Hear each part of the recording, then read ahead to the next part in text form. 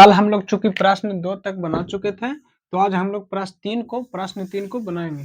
तो प्रश्न 3 दिया है, किसी परेड में 616 सदस्यों वाली एक सेना की टुकड़ी को 32 सदस्यों वाली एक आर्मी बैंड के पीछे मार्च करना है, तो दोनों समूहों को समान संख्या वाले स्तंभों में मार्च करना है, तो स्तंभों की अधिकतम संख्या निकालें।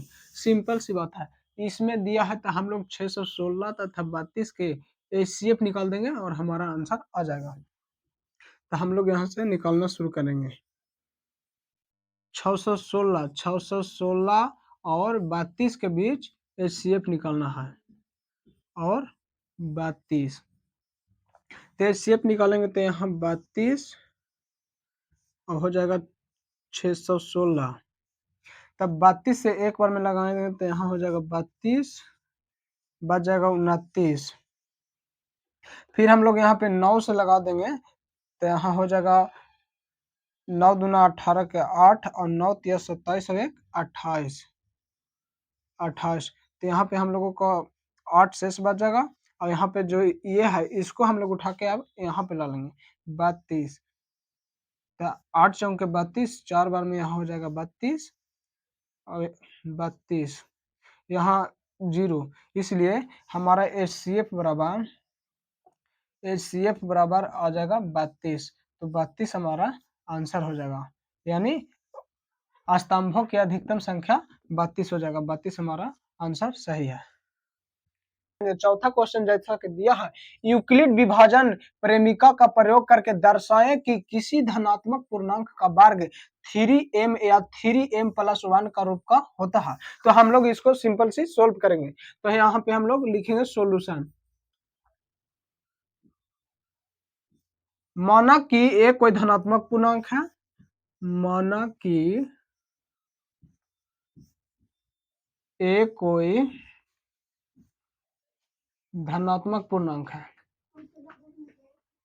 धनात्मक पूर्णांक है।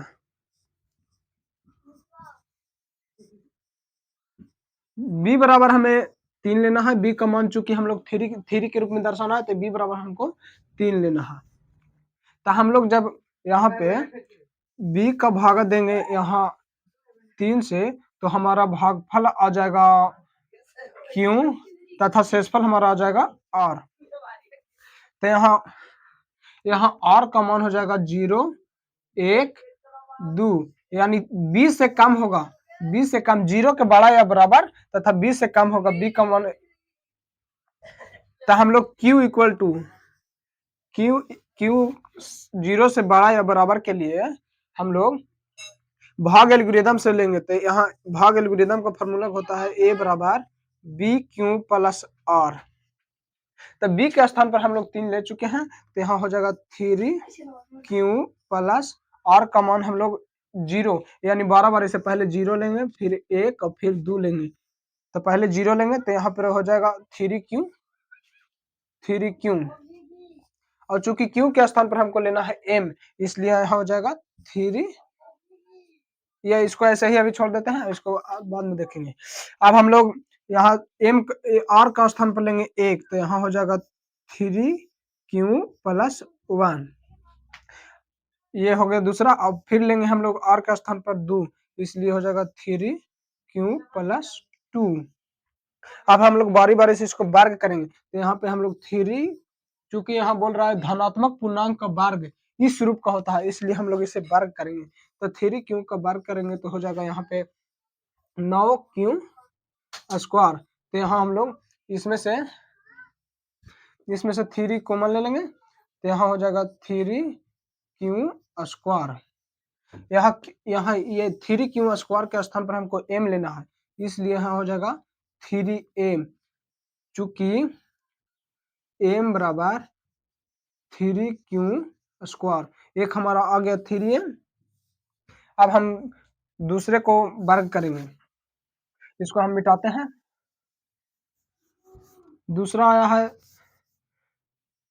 3q प्लस 1, इसको हम वर्ग करेंगे तो यहाँ हो जाएगा a प्लस बी का होल स्क्वायर फार्मूला पे बैठेगा, तो इसका चूंकि फार्मूला होता है a square plus 2ab plus B square, तो यहाँ हो जाएगा 3q का square plus 3q into 1 plus में बी स्क्वायर हो जाएगा 1 के होल स्क्वायर। 3q का स्क्वायर यहाँ हो जाएगा 9q स्क्वायर प्लस 3 दूना 6q हो जाएगा प्लस 1। ये दोनों में से हमको कॉमन लेना है, तो ये दोनों में से हम लोग 3 कॉमन लेंगे, तो यहाँ हो जाएगा 3q square plus 2q plus 1 हो जाएगा। अब इसके बराबर में हमको लेना है m, तो यहाँ हो जाएगा 3m प्लस 1, चूंकि m बराबर 3q स्क्वायर प्लस 2q। अब हम लोग एक और बच गया, उसको हम लोग वर्क करेंगे, तो एक बच गया 3q प्लस 2, 3q प्लस 2, इसको हम लोगों को वर्ग करना है।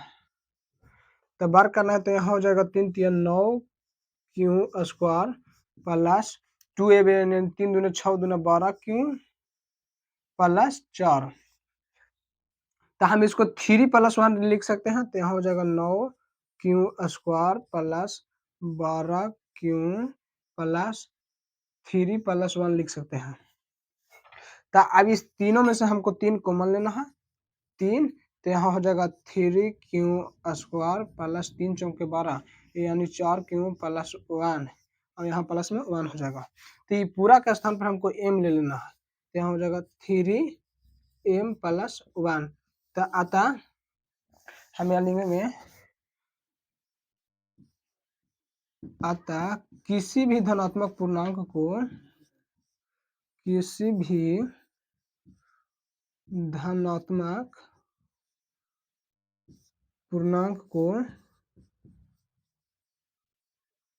को 3m या 3m प्लस 1 के रूप में लिखा जा सकता है।